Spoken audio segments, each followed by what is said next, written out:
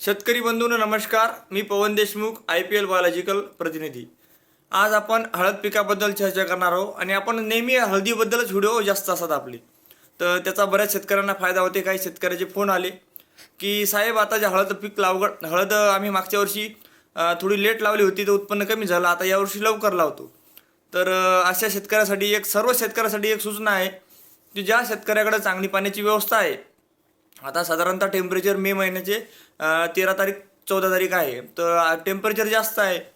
तर ज्या शेतकऱ्याकडे पाण्याची चांगली व्यवस्था आहे अशा शेतकऱ्यांनी 15 तारखेनंतर लागवडीची तयारी करायला काय हरकत नाही. पण ज्या शेतकऱ्याकडे पाण्याची व्यवस्था नाही अशा शेतकऱ्यांनी जो आपला जून जुलैचा जे पाऊस असते, नैसर्गिक पाऊस आल्यानंतर मोसमी वारे आल्यानंतर जो पाऊस येतो त्या पावसानंतरच 1-2 पाऊस आल्यानंतरच लागवड करायला पाहिजे.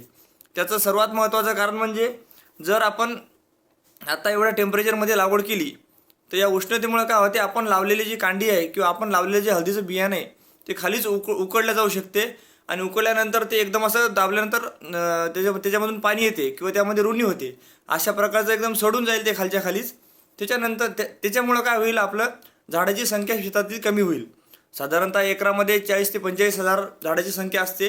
त्यामधले जर 10-15 हजार झाडाची संख्या कमी झाली तर साहजिकच आपलं उत्पन्न हे निम्म्यावर येईल. मग त्यामध्ये आपण कितीही खर्च केला तर त्याचा काही फायदा होणार नाही.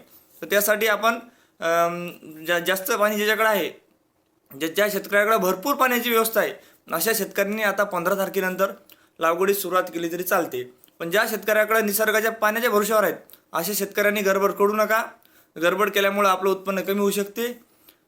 त्यासाठी आपण हळदीचे असेच नेहमी व्हिडिओ काढत राहतो. त्यासाठी आमचा नंबर आहे, आमच्यासोबत तुम्ही संपर्क करू शकता. धन्यवाद.